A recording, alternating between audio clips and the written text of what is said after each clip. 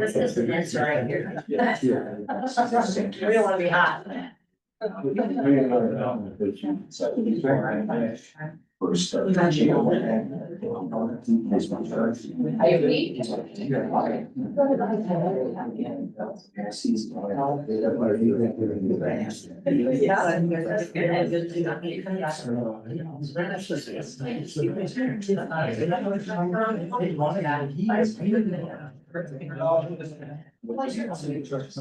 Yeah.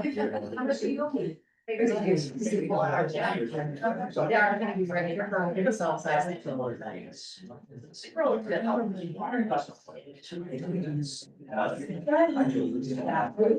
I told you and said that I have to set the wrong audience.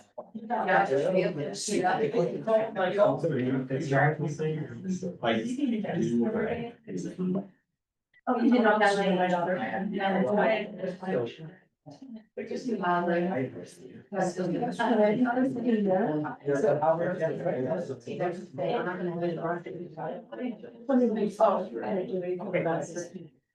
you know.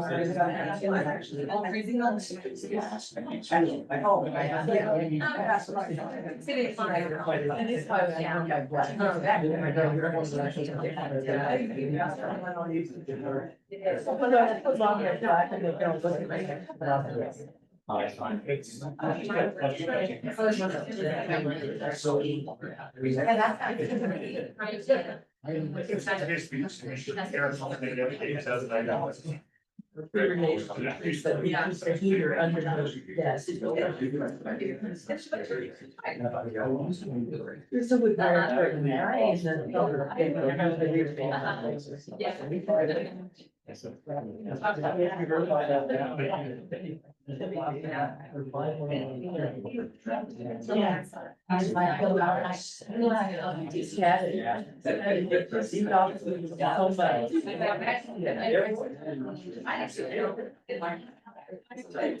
yeah, like we.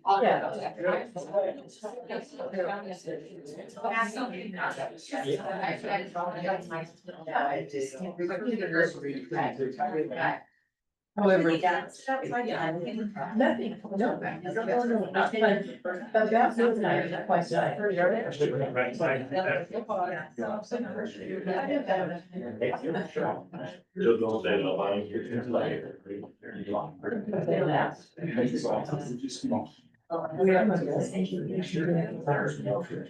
See the state guy?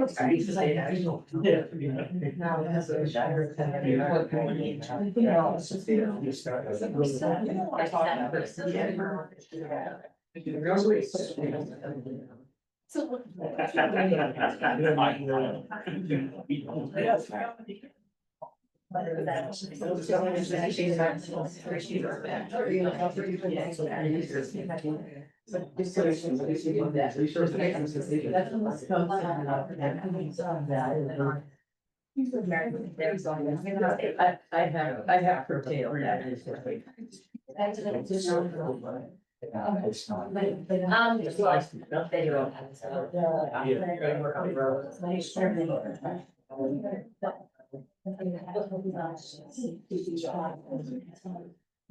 Right.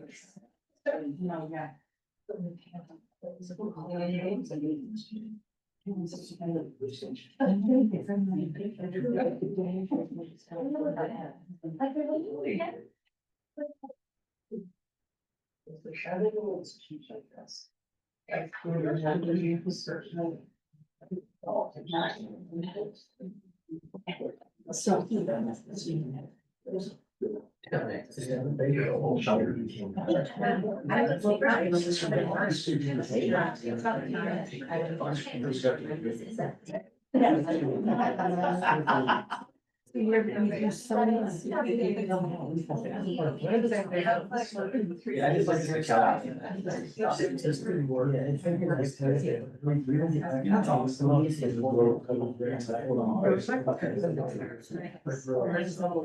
Well, sure, because it's the. And train.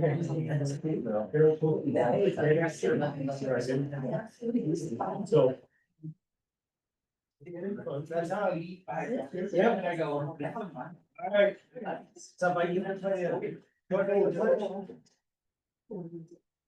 I pledge allegiance to the flag of the United States of America and to the republic for which it stands, one nation, under God, indivisible, with liberty and justice for all.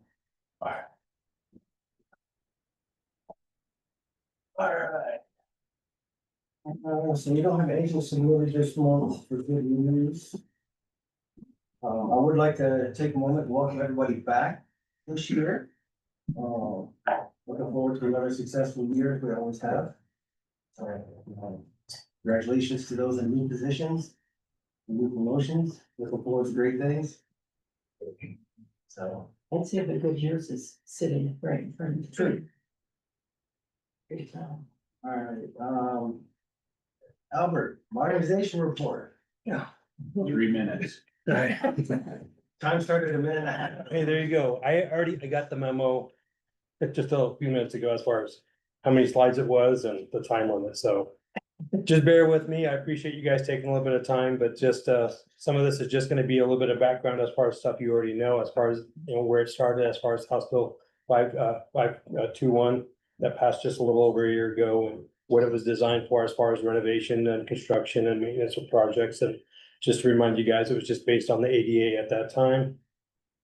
And we received our first payment in October of 11 million. In March, just under 3 million, May, another $1.5 million to give us a total of 16 million. We opted for the one lump sum versus the annual payments. There's a little bit of differences as far as what's allowable between those two, but we chose to go with one lump sum. Just to give you a little bit of backdrop as far as before we received the modernization funds, as far as doing the application and so forth, reached out to the principals as far as identifying, let's say, if this doesn't happen, as far as what was kind of out there, as far as the possibility, as far as funds go, as far as what we need to do, as far as in the building, just to maintain what we have. And a lot of things that came back are like painting rooms, carpets and floors, blinds and so forth, door handles. And a lot of those things wouldn't be, is an allowable expense because it just doesn't meet that threshold as far as what they're looking for. And I'll get to that a little bit later. So as we did that 5-year plan, we got ready for the with the application, and we did a 10-year plan. And in that 10-year plan, we did a building assessment. And in that building assessment, we estimated the cost of what we believed to be, and they were very general numbers. And so as we got to some of the issues throughout the school year, we realized some of those numbers were low. And as we got that estimated cost, the principals were given a list of all those estimates, and they were able to prioritize what they felt was a concern on their end.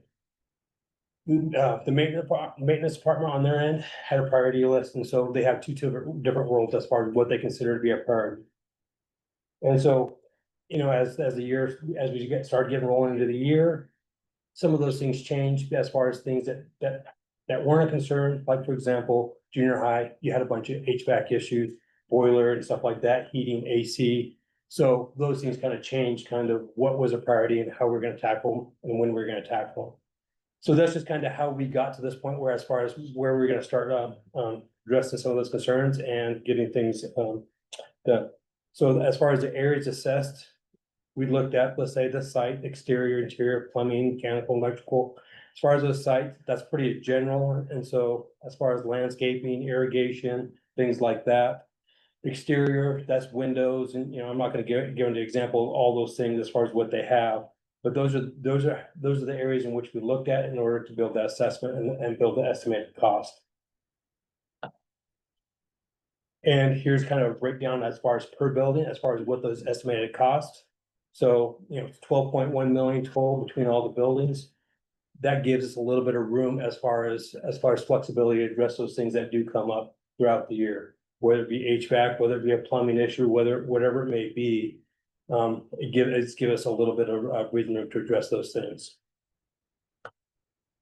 Now, those allowable expenditures, so talked about, let's say, what those things may be as far as major capital improvement, and so as far as the use of life. And so those things have to be at least 7 years old and be at least $5,000 or more. So a lot of those little things that, let's say, a principal or somebody pointed out wouldn't fall under that, and that had to go under general fund. And so a lot of those times, and one thing I didn't mention earlier is one of the concerns that is pretty common as far as just the cameras, and so those are things that just had to come out of general fund as well. So on to the projects. So here's kind of what we've completed so far. Over at the high school, we've had some leaks either through, let's say, on the gym, as far as stuff going through the ductwork and getting sucked down onto the gym floor. So those are things that we've taken care of. Removed the old boiler, did the cowboy parking lot, and wrapping up the fire control as far as connecting the annex and the main building. So those are things that we're just trying to do. As far as building upcoming projects, looking at the exterior windows of the building. Front office, we're looking at possibly expanding the front office and making that front office a little bit more functional as far as adding possibly double doors, make it a little bit more secure. We've heard quite a bit throughout the community and patrons as far as just people being able to get in there and just easy access to the front. And so it's just harder to secure. And so the exterior walls, as far as if we're looking at trying to beautify that, as far as things that at the building admin at the high school talked about, just improving that. And so if we're possibly gonna do the windows, we're gonna do the front entrance or the office area. This is the time to look at that outside painting as well. And so that would probably be the cheapest thing as far as when we look at it. The other thing is just looking at power surge as far as protection there. As you guys know, last year Stevenson went down, so it's just helped just more reliability there. Any questions? I'll come back to the high school a little bit at the end. Bennett. So last year at the beginning of the year, we got that new roof membrane put on there because we were constantly having quite a bit of leaks. Added some parking lot drainage to make sure, listen, when we get to those winter months, that's draining properly. We're not having a sheet of ice between Bennett and Legion. So parking lot rehab, that's something that's, I think made a huge difference there. It looks a lot better as far as painting people. So you see the community classroom portable, those funds, and so there's that. And they had the fire alarm upgrade as far as connecting the portable to the building itself. As far as down the road, what we need to do is a power upgrade. As far as when we start looking at doing any HVAC or getting off the steam, we'll have to add more power to the building. So power surge protection, and then we're running into issues as far as trying to wrap up that remodel of the student bathroom. And I don't think anybody would be expected with, a building almost 100 years old. So junior high. So last year they updated the fire alarm panel upgrade, and I think that addressed some issues as far as the elevator and so forth over there. Again, the parking lot, did a lot of perimeter fencing over there as far as east side and stuff like that. We put all that under the junior high and replaced one of the heat pumps over there as far as I was controlling some of the classrooms. So upcoming, we're in the process of finishing up fire sprinkler replacement. Gonna schedule out the power surge protection, replace the boiler. We have 2 bids. We had having 3, but that one backed out. And so we need to replace the heat exchange plate as well. So again, there's quite a bit of things that we did not see coming, and they are here now for us to address.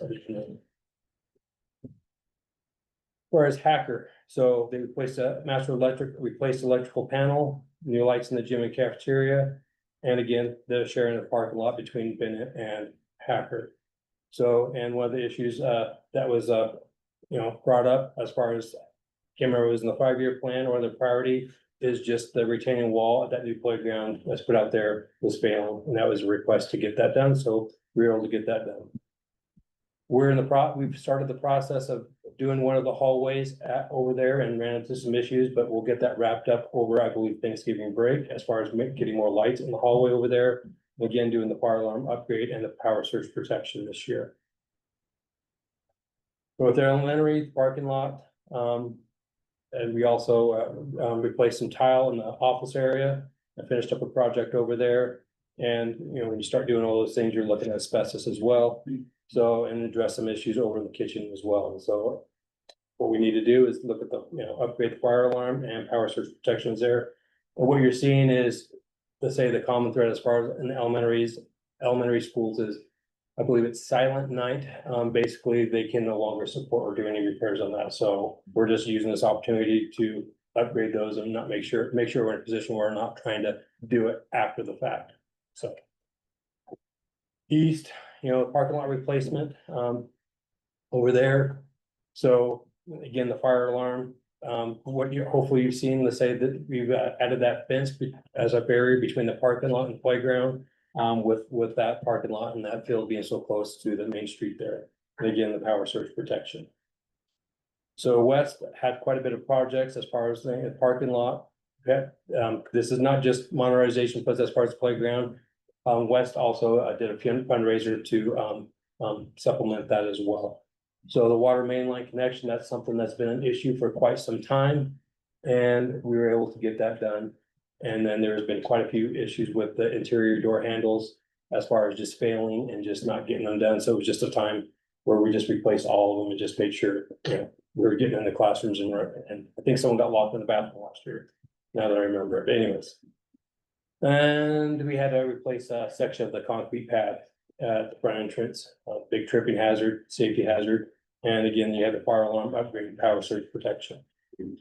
So Stevenson, we've been very cautious as far as doing any projects out there and just depending on the PSMI grant and kind of where that goes.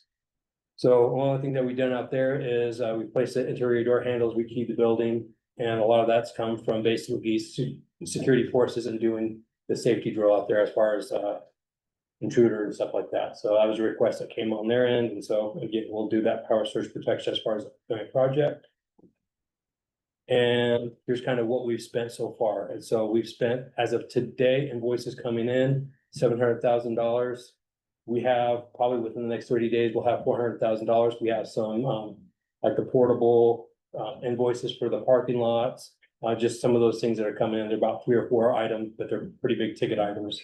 So things that we have projects that are scheduled up for this year, we have about 1.1 million. And that, by the end of the year, we're looking at around 2.1 million, depending on how the year plays out and so forth. And so these are just some of the common concerns that we had.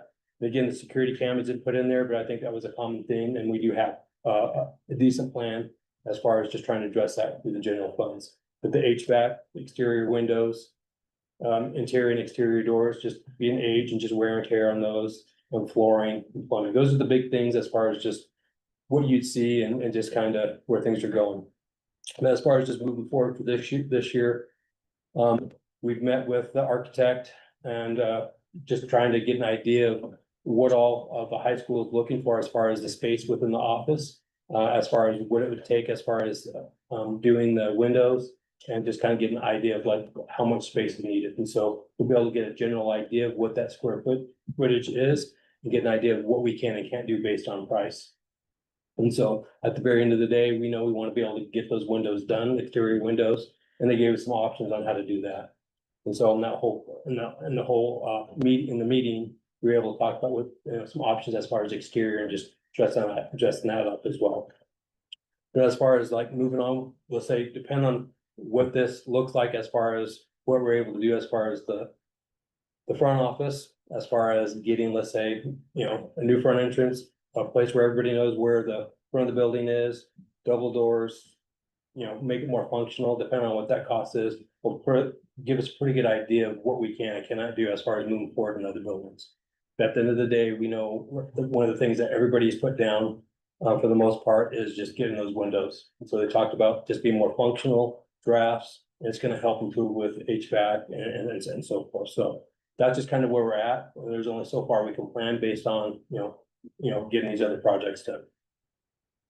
So that is it. Hopefully that is fast enough for you guys. Okay. Any questions you guys have? Okay, I've got a couple for you. Yeah.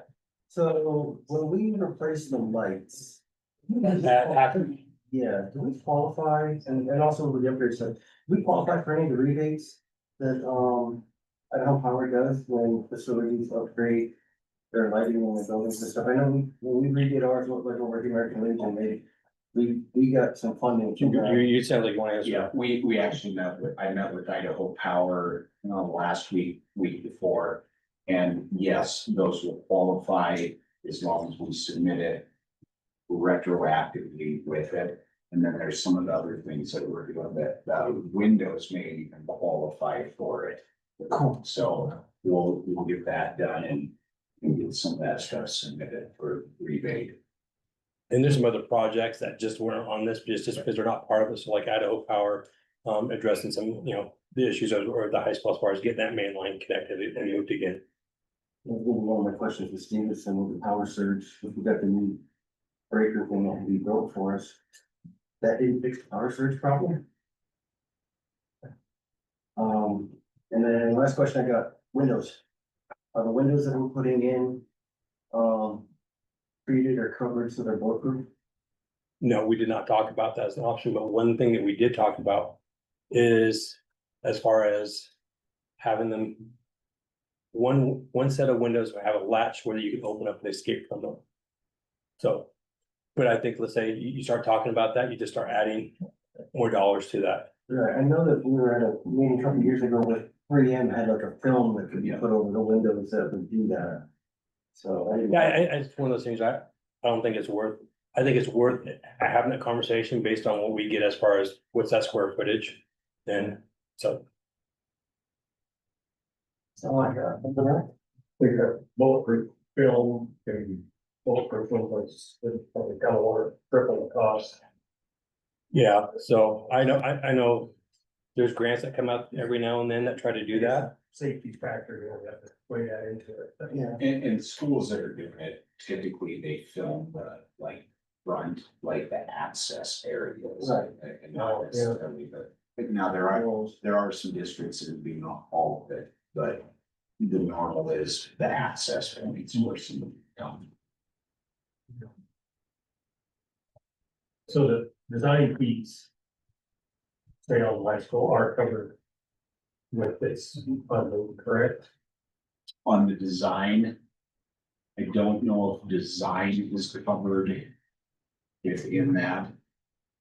Because it should be, it's part of the project, so. We had to submit our first report on facilities. We have to have that submitted this Friday, so part of this is the state tracking the details of these useful life projects with it, so. I think that as long as that is going towards a renovation, which this would be, what it needs to. And kind of following up with that, so we did have a good meeting with our architect, came down, sat down with Albert and I and Mark, and really kind of what they're looking at as far as how to redesign that front office, number one, so that when people go up to the building, they know where to go. Like, hey, there's the front entrance right there. But then also how to make that front area, more inviting, more usable for staff and so, I don't think it's gonna be a huge cost in there. But one of the things that was neat to see is they have done a window project very similar to this in Ontario, so they had pictures of what that looks like before and after, and, very similar design as Mountain High School, and so it'll look good, very nice.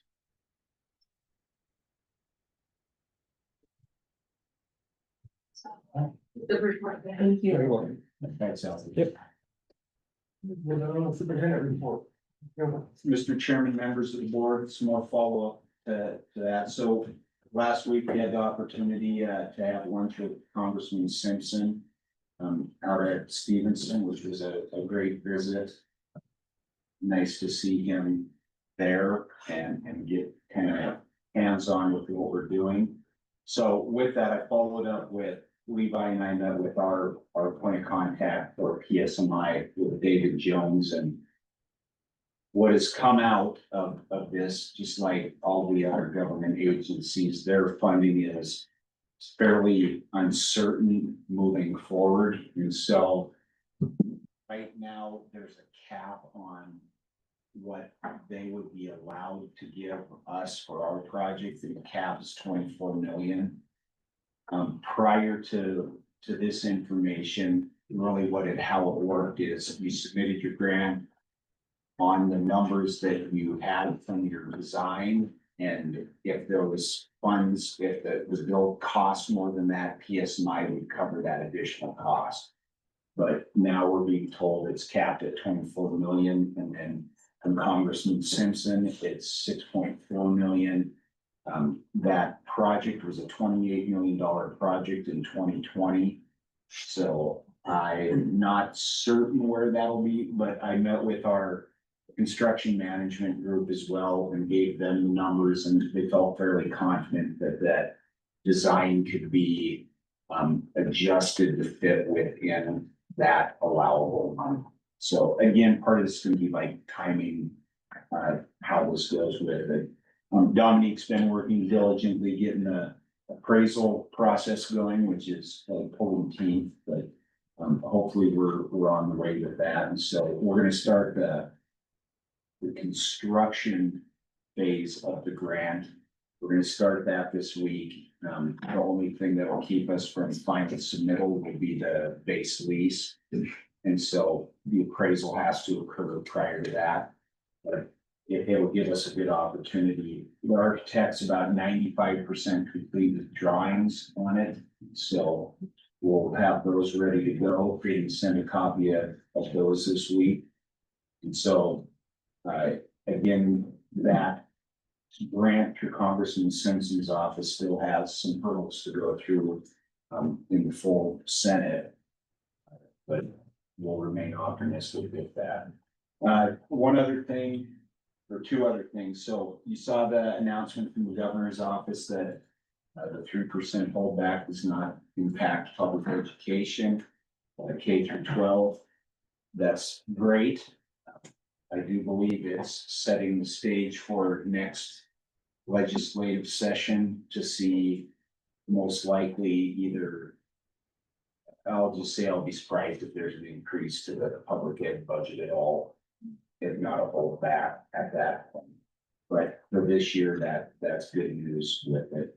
And then the last thing I had is, first week of school's been good. We've had some bumps with our transportation or student transportation, but part of that is Karen retired. We've got a new gal that's running it, doing a great job, but it's just kind of that institutional knowledge and how we adjust routes that are there. But I will tell you this, she has been great with parents. I've had a couple parents reach out to me. I've visited with them and sent the information on the leasing, and she calls them immediately. And so very proactive with that. And so I think things have kind of settled down with our student transportation. With that, I'd be open to any questions that you may have. I have a question for you, the PSMI. You said in the past, if it goes over, let's say if we bust this $30 million, say 30.6 roughly. Yep. We get 31, 32, where does that extra money come from? Is that out of our pocket or is it? We'll address it in design. So the design is for 600 students. So there's some extra classroom space that's built into that. And that's one of the things I asked the construction managers is how do you design that? So they're gonna build some of that in as the add alternates in that bid process. So that if we need to remove a couple of classrooms, we can do that. And quite honestly, there's probably some things even with like the landscaping from Land Group out there, the proposal is to have a turf field out there, which is great from a maintenance standpoint to a point, right? But it's also expensive. And so grass is rather cheap. And so I think they're gonna start looking at some of those kind of fit and finish things that they can adjust within it as well.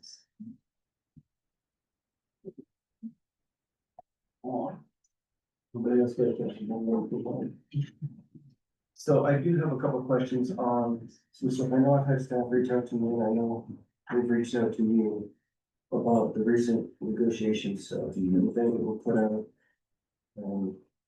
Questions on, dollar figures and different stuff, if you could talk about that a little bit. Sure. So a couple changes in the agreement for this year and our principals that are here now. One of the things that was agreed upon was that our principals would have to affirm that they have read the master agreement, and I did get that confirmation from everybody that occurred. The big one was obviously the salary piece of it. And we ended up, the district offered basically a 2% increase. But it was mainly just the dollar amount, and so the association came back with a plan to give 2.8 at the, 2.4 at the bottom, 1.8 from cell 2 down. yeah, so that dollar amount was very similar. One of the things that I heard that got back to me was that there was an additional $1 million the district could have spent on salaries, and I can tell you, I'd like to know where that $1 million is. It did come in handy. The fund balance right now, and this is gonna come through the audit, you're gonna see a very pronounced reduction in our fund balance. And so again, this is part of why we built the fund balance we built were for times like this. I don't anticipate an increase in federal funding or an increase in state funding for at least the next budget cycle as well. So kind of on that salary piece, I did have Levi, I wanted to just get the numbers from him. So you hear the concept of the career ladder, and that's state reimbursement mechanism to the district. And so we are reimbursed from the state. What's the dollar amount we get? So we're reimbursing, it's going to be certified salaries and benefits, $12,977,193. So, Our total cost for certified staff is $15,858,003. So it's if we're basically short, $2,880,810. and I think that that's the thing that gets forgotten is when our legislature makes statements like we're gonna increase teacher pay by 5%. They're not increasing the pay, they're increasing the reimbursement to the district. And so Mountain Home, like the majority of districts, pays more than what the state reimburses us. And so that money comes from things like your supplemental levy that we'll be talking about here in a little bit. It comes out of our discretionary funding from the state. And those are funds that are there to use for all different programs. So I think it's just a misconception that's out there when people hear those numbers. And so we're happy to clarify that to anybody that has questions. I know one thing that I heard was that we took, instead of giving the 5%, that we took 2% to give administration and our classified staff and, their pay raise. And that 5% is straight off of the reimbursement. Yep. I just tell anybody, the minutes are on the line, that we have them on the website. If you have any questions, go back and listen to the meetings. You can hear exactly what was discussed throughout the whole thing. With that, is there any public input, Albert? Approval of the agenda.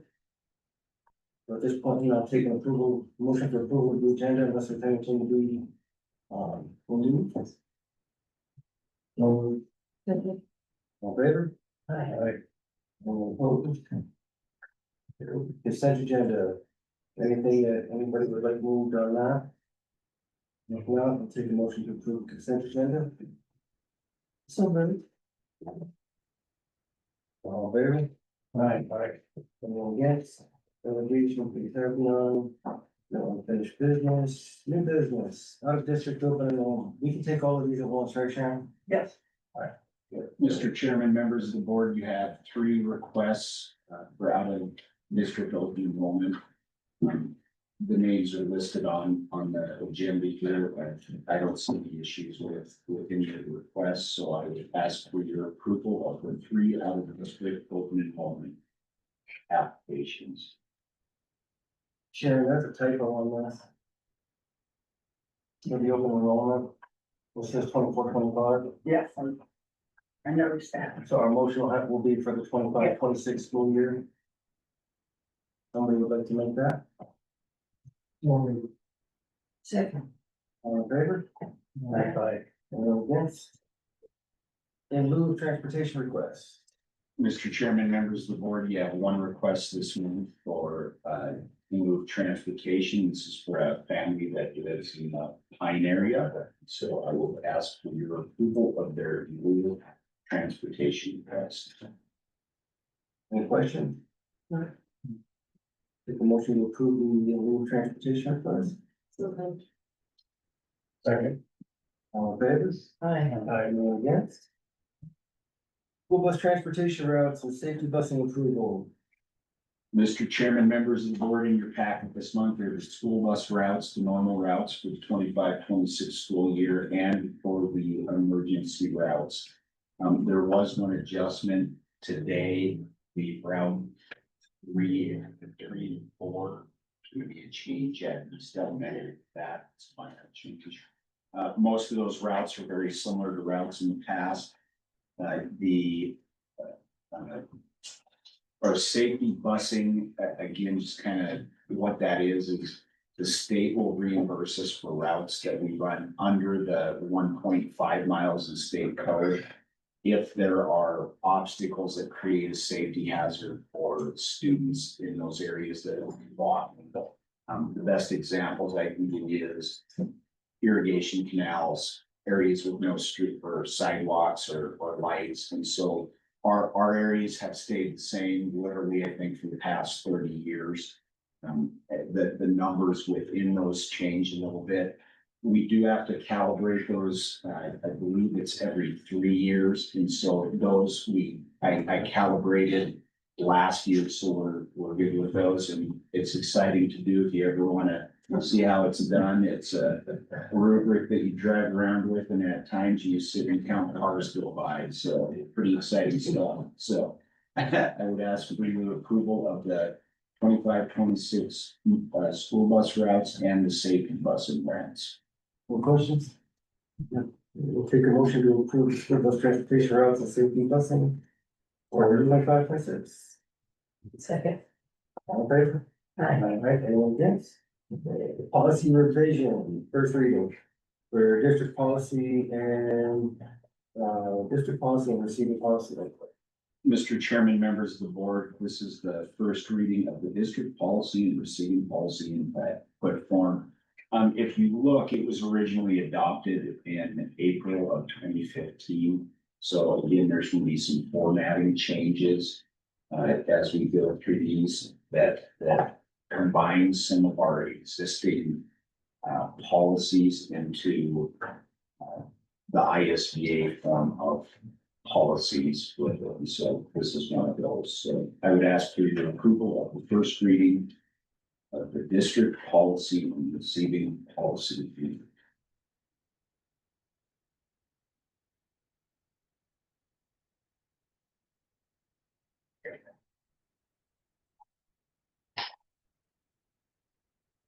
Any questions?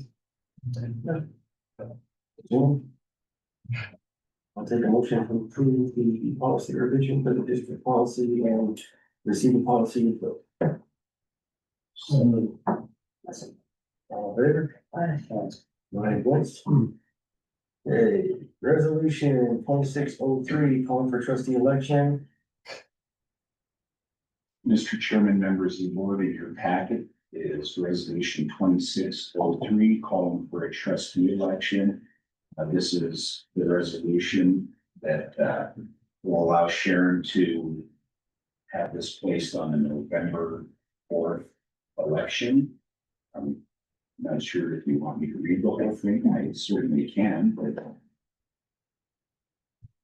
Or the basic highlights are stuff's gonna be in by 22nd, correct? Yes, to declare candidacy, you have this week, it's open Friday at 5 o'clock is the closing date. Then it's just writing candidates until September 4th at 5 o'clock. And then I have to turn everything in by the declarations on turning March 21. This is for zones 2 and 4. 2 and 4. Question. Has Ms. Donahue turned her stuff in yet? No, but Ms. Donovan does have the tax. I have this packet, right? So I officially have it. So the resolution says the 5th of September, so it's the 4th of the 5th. Okay, then, is that a Friday? Yes. That's for the write-ins. All right.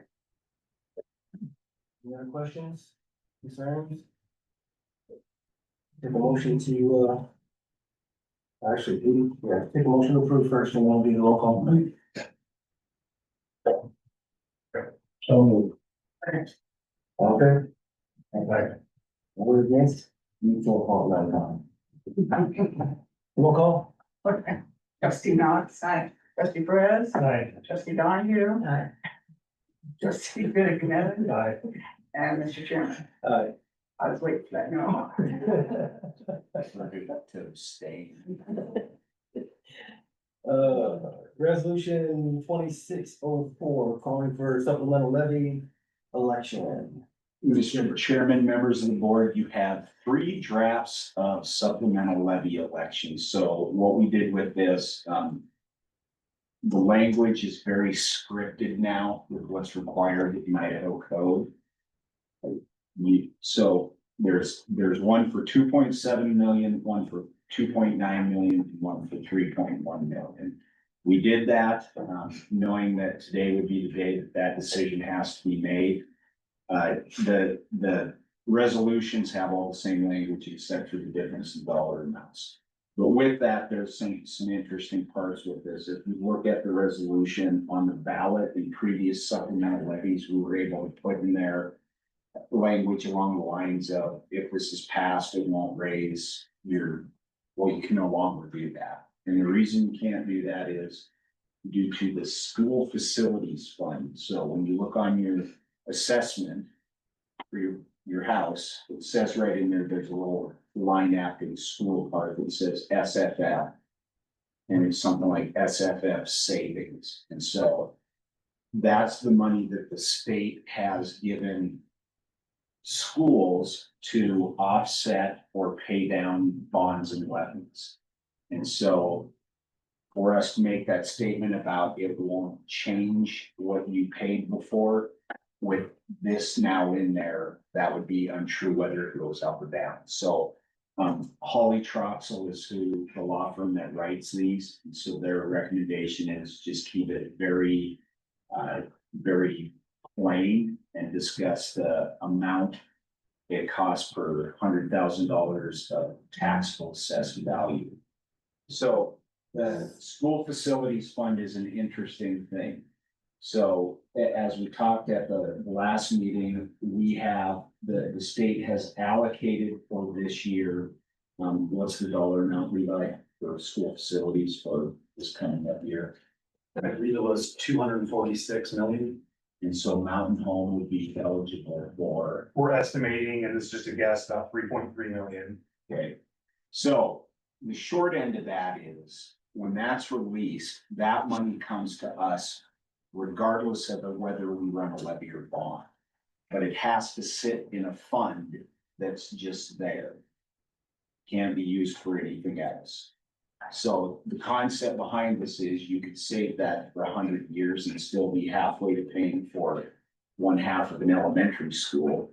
Or you can use it to pay down any existing bond or levy. So for us, with what we estimate that will be released here, even if you went with the highest amount at 3.1 million, we're estimating that that school facilities fund will distribute more money to the district than that. So in essence, there is no cost to the taxpayer, regardless of if it's 2.7, 2.9, or 3.1.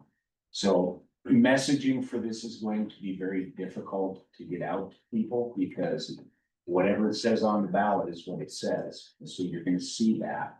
So our messaging has to discuss school facilities fund, and quite honestly, it's really gotta be a big discussion with our staff. Because that's one thing we know is when our staff knows these type of levies pass. So that's one issue. Now, from a school budgeting issue, I will tell you that $400,000 will make a big difference this year. The existing levy is 2.7, which, you know, is going to obviously help us maintain operations.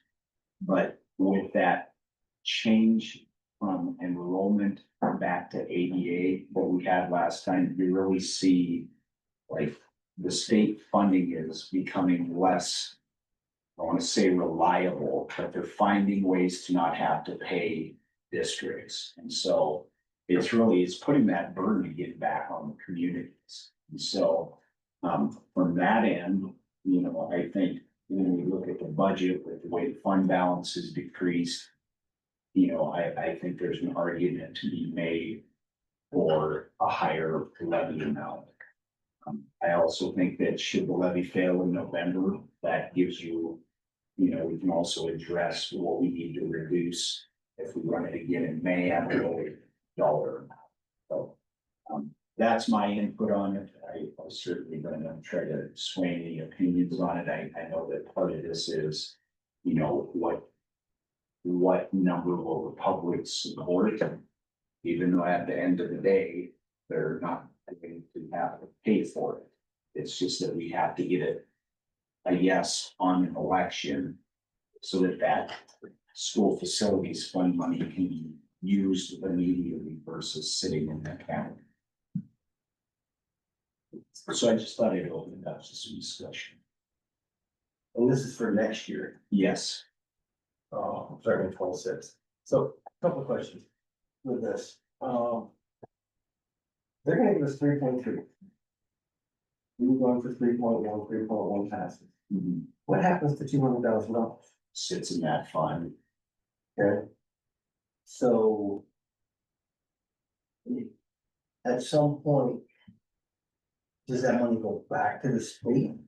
Or the money just sits there? Sits there. And so when I asked Holly Troxel about why you can't include that in, I mean, it'd be really nice to have that in your ballot, right? That this amount will not, you know, be reduced by the school facilities fund by this. That they said that per code, you can't guarantee that money is going to be there for the next 2 years. So you can't include it in your ballot. So they distribute it and it's in there for year one. The legislature can come back and say, oh, we're gonna scrap that program. And then take the money out of the account? Not take it out of the account, just not fund it moving forward. Okay. Yeah, Could we take the money out of that account then and use it to fund the levy? you'd still have to have it. You have to have a levy passed by voters. So, but yeah, that's what I'm saying, if we have a levy on the books. And they decide year 2 of this, that they're not gonna fund it. But we've got $1 million in the bank. The $1 million will still come out. Towards that, whatever we have for a levy, correct? Yeah, as long as your levy passes. So it's a weird one, like, that's the part that's hard to explain to people, like, it's gonna sit in this fund. And In any shape or form, can we put that information out to the public? we, And we have to, our information has to be factual, correct? Yes. so yes, trustee Vivian, we can, and that is part of the plan here is how we message that. And really, my main efforts are gonna be with our staff, like at the building level too. I mean, obviously we'll get the information out, but it's just there's gonna be confusion. Because we're gonna message this and then people are gonna go into the ballot box and go, well, what the heck? It says it's gonna cost me $89 per 100,000 assessed value. And so that's gonna be the hard part. It's like, with this messaging out. Yeah, to make it clear that if Yeah, the levy passes, then we would Yeah, basically reimburse. or I mean, it would sure be nice to be able to put that out. Yeah. And the intent of that money was always to help districts eliminate supplemental levies. So that's kind of the strange part, like, okay, just give us the 3.3 million. So we don't have to run a levy. Right? They want you to approve the need. Yeah, So at any one of these levels, you still have a shortfall for state reimbursement on salaries. yes, Of a million plus. 2.2, 2.1, and Even for the highest level, the 1.9, or the shortfall is 2.8 or something, 2.9. What's that?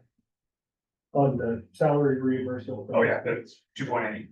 Yeah, so even at the highest level, we're still a shortfall on $1 million, roughly.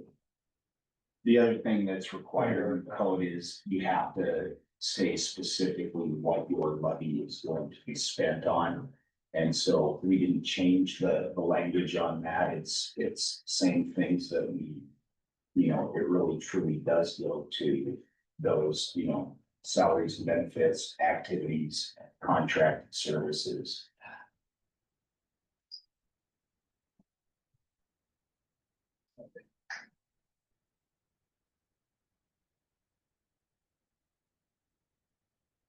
Where is my?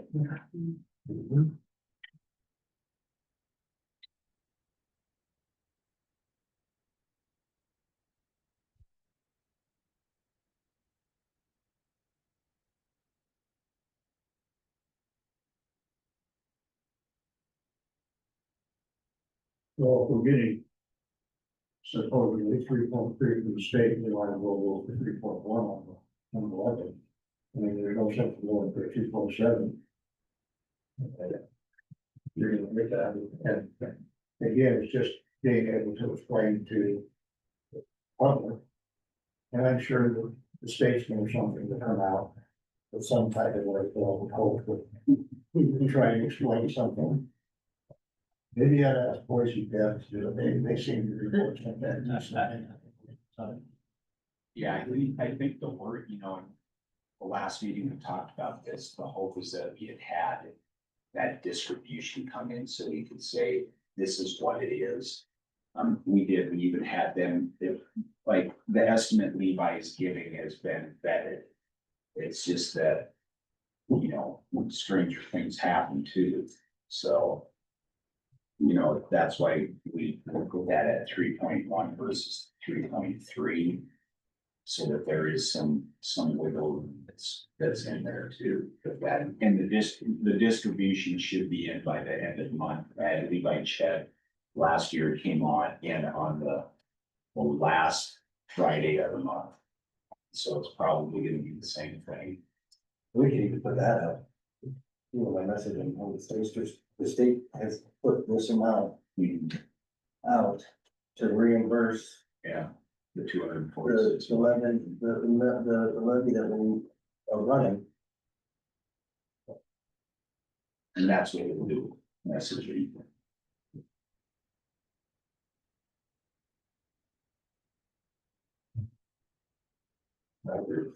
Yeah.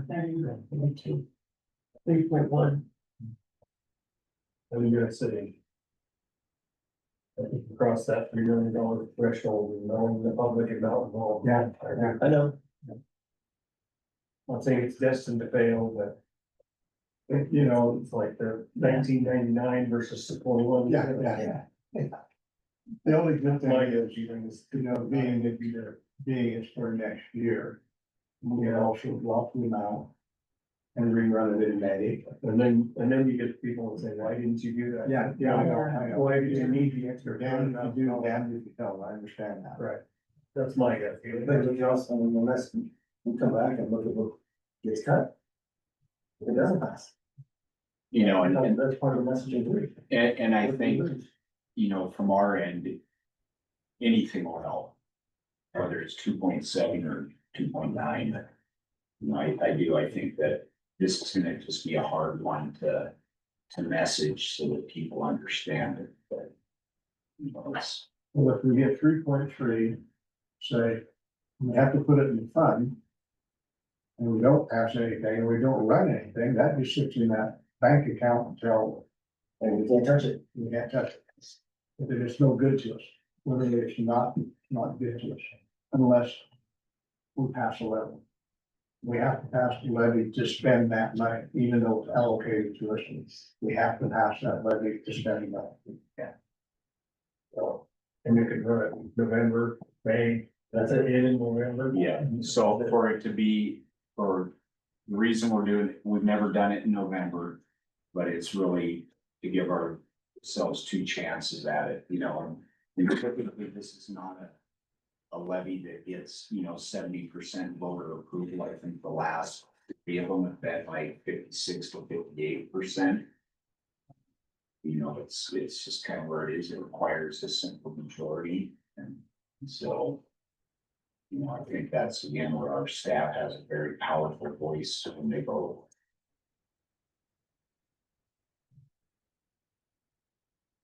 Question. Does the plant facility levy count for the money that's in the account? And used for any levy or any bond.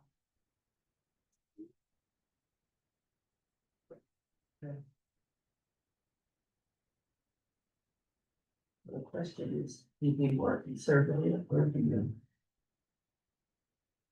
I mean, here's another thought with it, so as you're mulling this over.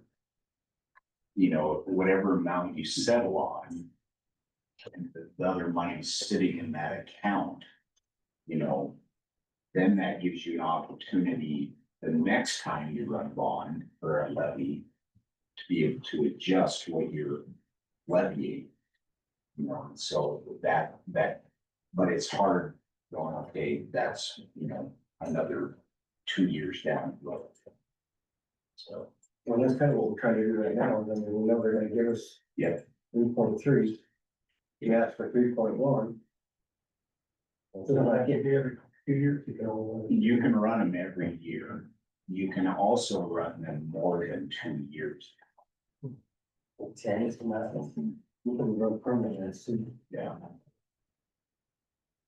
But I think it just responsive, and I kind of looking at that, I just think it's more responsible to run it every 2 years public as well. Like every year is tough just from a budgeting standpoint, but I think if we're gonna run it for 5 or 6 years, I think that's not necessarily be responsive to changes that are on. Well, I think since this is new. This is the first year that there will be reimbursements. And we have to run it like we're having to run it, and we can't say what it's for, this and that. But the whole idea is after whatever the dollar amount passed for. We're gonna get that 3.3. But next year's tax assessment is, that the people are gonna notice, they're gonna look at, it didn't go up on second 9/11 because we were reimbursed. Now all of a sudden. They understand what we're trying to say. It might take that first, It already says that on your tax statement, though. yeah, but how many people really read it? And but like I say, now, where we're going out in this levy, and we're telling them, your taxes aren't gonna change. Okay?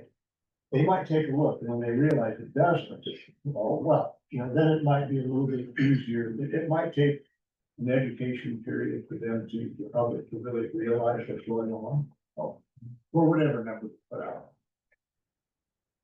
I know they started putting that on there 2 years ago. Yeah. The Senate has, the state legislatures have approved this money, this much money off of the property taxes for levies. And I think another thing to look at is when you look at your assessment. And I know people don't agree with this, but. We contribute very little. Locally to schools. Contribute more to the Western Elmore County Rec District. Than you do to schools. And so, that's the reality is schools cost money. So, I do, and that's my view of this, we as a community. That's our responsibility.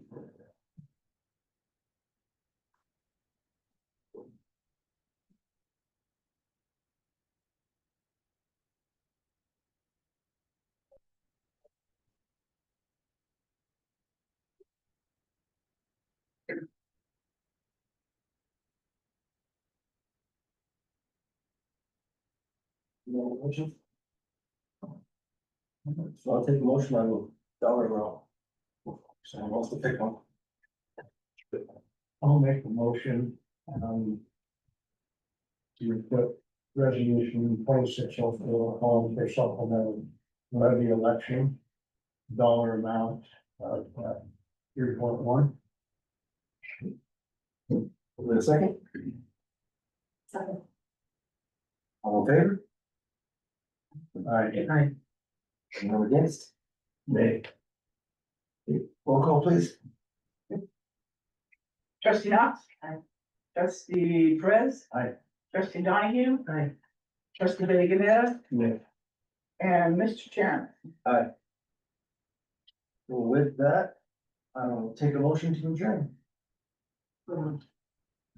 Second. All in favor? All right. Stand adjourned. I'm sure.